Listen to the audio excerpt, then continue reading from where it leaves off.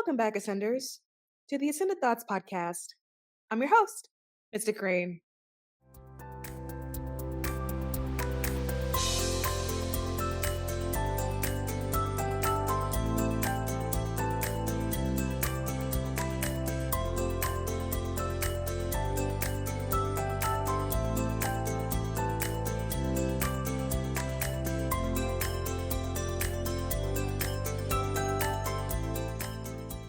So, what makes someone the greatest? I don't know. We probably should go ahead and ask Billboard because Billboard literally just crowned the greatest pop star of the 21st century.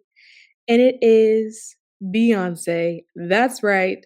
Queen Bee, the legend and the icon that she is now considered to be the greatest pop star of the 21st century. Do you recognize the amount of influence you have to have on not just your craft and music, but on people as a whole to be considered the greatest of whatever your field is, and in this case, a pop star of the century that you are in? Like, that is iconic. Like, okay, for all my Gen Zs that are out there, I just so happen to have a 19 in my birth year. Call me geriatric if you want to do that. But like, a century is a really long time. Like, I remember coming into the millennia. I remember when it went from 1999 to the year 2000 and how everyone was talking about the new millennia and how everyone was so excited for the new millennia, so excited for like the new century. I remember being on the other side of the century coming into the year 2000, and it cracks me up because like when I was a kid reading history books in school, I remember reading about people and their birth year started with an 18. And I used to think that they were so old. And it just dawned on me that when I'm like 80, people are going to talk about how not only am I so old, but I was born with like a 19 in my birth year. And I don't know about you, but I just find that really triggering. And so when I was reading this story in Billboard about how she's like the greatest pop star of the 21st century, like that is like a really magnificent feat. But I also was like, what can we learn here? Because we're still a spiritual podcast. Like, that is levels of success that has lessons all in it for like people that are actually observing. That's a bigger deal than just being great at music. Like, you have realized some things, you have overcome some things. There are nuggets in that journey that other people can learn from. And so I just feel like we should have a quick look at that. What can we learn from it? By the way, Billboard released a list. So it was more than just like Beyoncé being crowned. There's a list, and there's a list of 25 people that are like the other 24 being the honorable mentions, but like people who are like the greatest pop stars of this particular century. And do you know who came in number 2? Like do you want me to give you an opportunity to guess? It was Taylor Swift. She came in number 2. And from my understanding, it was actually quite close because Taylor Swift's numbers, some of her numbers are actually higher than Beyoncé. For example, when it comes to like the number 1 hits or the amount of number 1 hits that hit the Billboard chart, the top 10, I think when it was Beyoncé, I believe she had 37 hits that hit the Billboard top 10. But Taylor Swift, she had 59. 59. And the craziest thing is, like, I knew Taylor Swift was like a music making machine, but something about the number 59, I hadn't even realized I had been around that long. Like, to have that many hits, holy crap. So there were some areas where like Taylor shined in numbers, but then the editors over there at Billboard were like, no, no, no, no, no, no, no. Like, we're actually stepping in here because when it comes to like influence, like Beyonce has been influencing since she was like a child. Like, remember? She was in Destiny's Child, and I had been rocking with Beyoncé since Destiny's Child. say my name, Bill Bills Bills. And honestly, at that age when she was singing Bill Bill Bills, I don't know what she knew about bills. I know I certainly knew nothing about bills when I was singing, "Can you pay my bills? Can you pay my telephone bill? Can you pay my automobile? And then maybe we can chill." I, at that time, had no telephone because there were, I don't even think there were cell phones. And if there were oh my God, I'm dating myself. Did we have cell phones during Bill Bill Bill's Destiny's Child era? Oh my God. Oh my God. We did not have smartphones during the Bill Bill Bill Destiny's Child Beyoncé era. I believe we definitely had cell phones, but they were not smart and there was no touchpad and you texted in T9. Like my Gen Z babies, like you know how now you have a keyboard? We didn't always have a keyboard, we just had numbers. That's why phones, by the way, like if you look at like a keypad, they have tiny letters on them.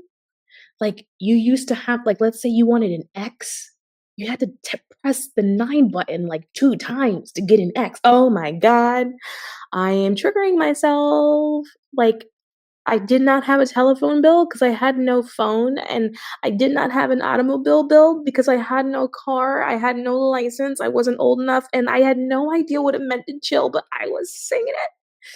I was singing it.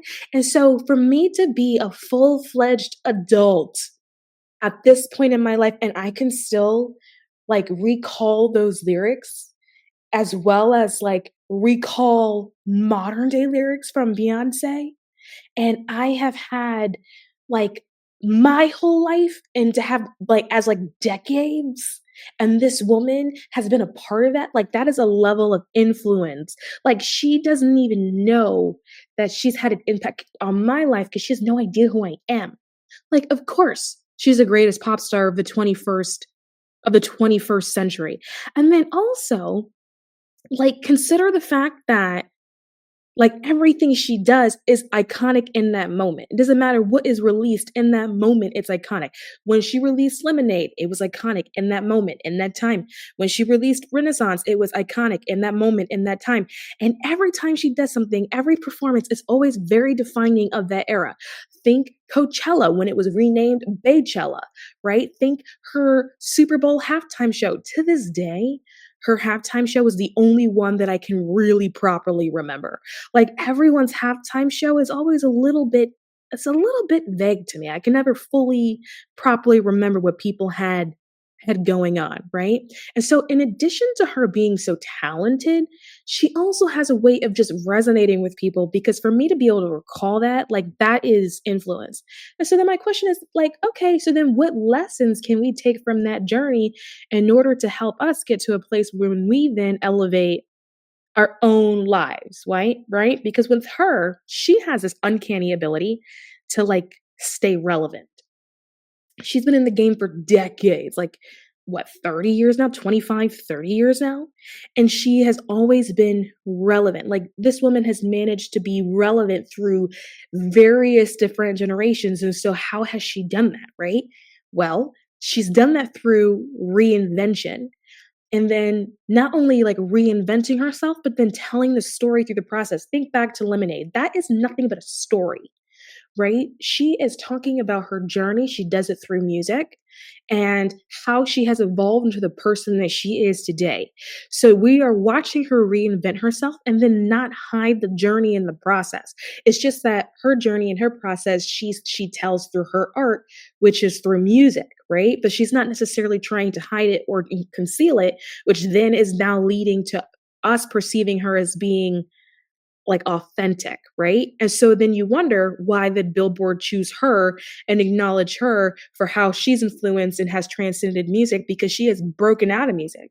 Like she has touched people on like a personal level. And I think because of this, her journey challenges us to think about how we define like success. Like, it's not just about talent. We know she has the talent, but it's also about like vision. It's about dedication, but then it's also about the courage to evolve. And I think this is where not only where we can learn the lesson, but I think this is where people get stuck, right? A lot of people experience at some point in their life feeling irrelevant. Maybe feeling unimportant, feeling not needed. Maybe you had a season where everyone depended on you and now not suddenly they don't, or something like that. And then that makes you feel like you're not needed. Like, for example, when it comes to empty nesters, like you have your children and they grow up and then now suddenly you feel like they don't need you. And then what is your purpose, right? What's your meaning, right? And so we've all had moments where suddenly we just felt irrelevant. Or maybe you were in a romantic relationship and then the relationship ended, like something happens there when you feel like you've lost your relevance. And so this is where I think the opportunity and the invitation comes in when it comes to time for us to evolve, right? How do we then do that? We do that by then allowing ourselves to reinvent ourselves, right? And then I also think there's more on this when it comes to like her being named the greatest pop star of the 21st century, because I think she's a testament to when it comes to like when you commit to your craft, but you're also staying true to your message. Because she doesn't just make music, she creates movements because within the music itself, there's a larger message. And every time she drops an album, there's almost like this mini movement that has been created around the album because of the message of the album itself, right? Like seriously, like how many people can have you simultaneously feeling like a goddess, but then also a boss bitch while dancing in your pajamas? Maybe you haven't even showered for 2 days and you're dancing to cuff it, right? Because something about it, when the song comes on, you want to move. And it's not just because the beat is good, it's because it means something. Something about it is inspiring. And so I think her journey like mirrors the importance back to us when it comes to things like continuous growth and continuous self reinvention, right? And so when you're thinking about reinventing yourself, that could look like shifting careers, that could look like tackling a personal challenge that you have been trying to ignore because it scares you. That could be leaving a relationship. That could be revamping relationships that you have with friends or family, or that could be tackling the relationship that you have with yourself, right? Like, what is your reinvention? Like, how do you reinvent yourself in order to then stay relevant in your own life? Because when you don't stay relevant in your own life, then what happens is that you start to feel like you are losing yourself. You start to feel like you're losing a sense of identity. Oh my God, who am I? What am I doing? What is my purpose? What is my meaning? Right? Because when you look at Beyonce's career, like honestly, it's literally continuous reinvention. Every album is a reinvention. Go all the way back to, like, Dangerously in Love. She was a young woman, right? Very young.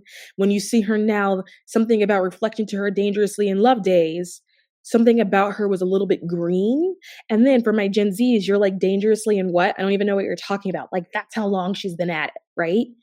But to who she is now and with Renaissance, it's like a full evolution of her being like a grown woman that's fully embodied, that's fully in her power. And guess what? She had to take a journey to get there. Like, you don't just become like this, you don't start from being this young, sort of fresh eyed, like young woman in the game, in the business, especially that she's in Hollywood, and then get to where she is in Renaissance, where like every show that she performed was a movement at the show itself.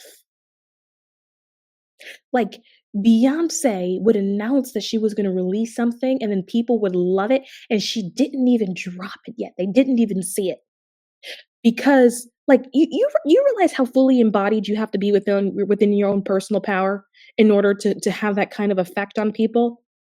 To be so embodied in your own person that like you don't even release anything yet and everyone's in love with it, that means you can release something that's actually really not that good. But because they love you, they love your message, they love your purpose, they love what you stand for, they're now rocking with you.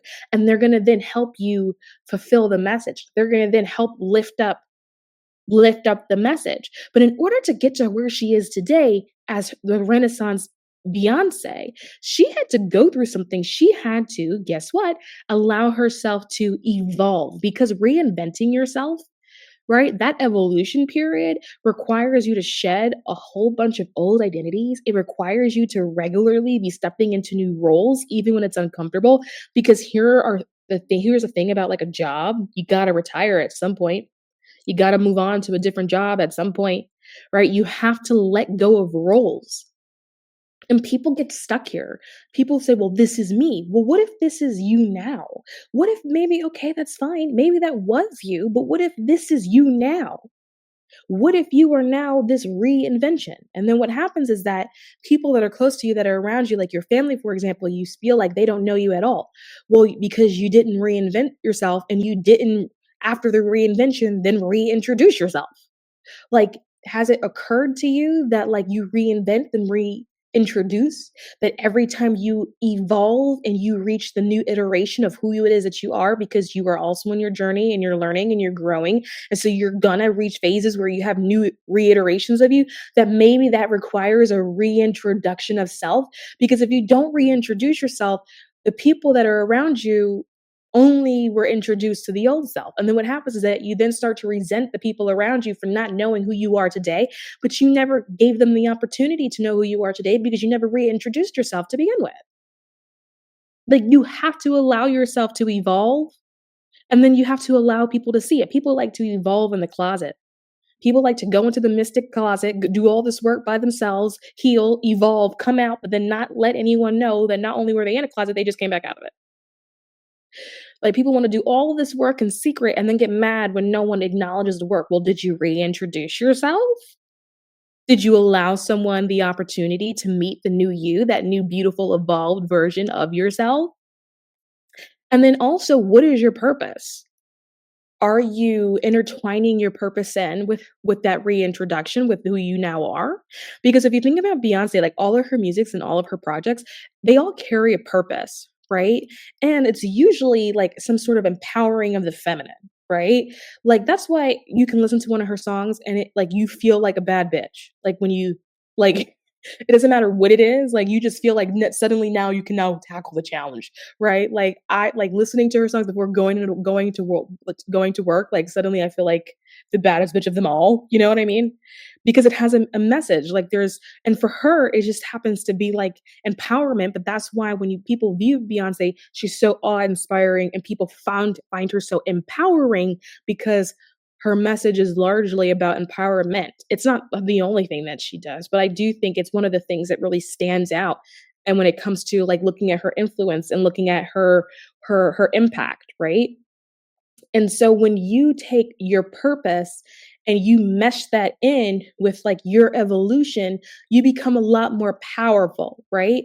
So how can you evolve? Well, what are your gifts? What are your talents? You evolve by allowing yourself to capitalize on your gifts and capitalize on your talents. Some people will say, well, I don't know what my gifts and my talents are. And I would say to that, you probably don't, because you probably never allowed yourself the opportunity to explore what your gifts are and explore what your talents are. And then what you do is that you then allow yourself to embody those gifts and those talents, because here's the thing. What happens is that a lot of people will then know what they're talented at, but then not do it openly in front of other people. You become this closeted mystic. You go into the mystic closet, you shut the door, or the broom closet, as I sometimes like to call it, and then you do that talent thing in secret.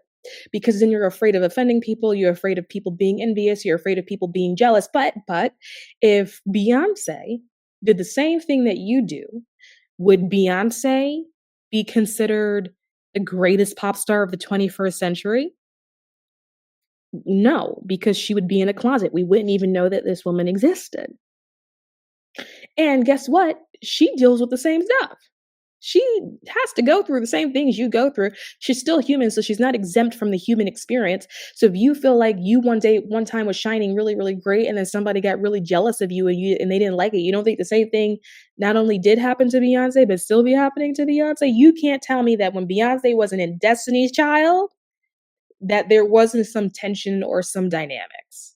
I don't like I don't see how how there couldn't have been.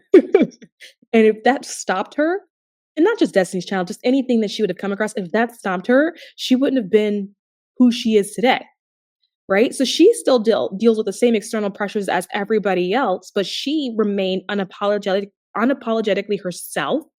And you can see that in her art because her art is reflective of that. And so another part of her sort of greatness, her power is the fact that she has figured out a way to remain authentic, even in a world that expects conformity. She has chosen not to do that. She has chosen not to conform and had help not doing this and not doing that as well, and became who it is that she is today. And so when you think about that, like what areas in your life need a reinvention? And then how can you lean into your purpose like she does? Because when you take your reinvention and you take your purpose and then you put them together, like you become such a powerful force that cannot be stopped. And your reinvention can be like, you know what? I really want to be the best mother that I could be. And that purpose could be motherhood. But when you marry those things together, like you become a machine, right? And then allow yourself to try to figure out what that next step is going to be and then take a step towards aligning with that because then you become closer to your authentic self, right? Is it just simply like trying something new? It could be simple. It doesn't have to be that big of a deal. Could it be you like doing something to like step outside of your comfort zone? Because here's the thing about being embodied and being in your own power that will extend beyond your comfort zone. And then you start getting nervous because you're like, well, what if I'm rubbing up against other people's comfort zone and then they hate me? Well, you're not in charge of other people's comfort zone. They're in charge of theirs. You're in charge of your comfort zone.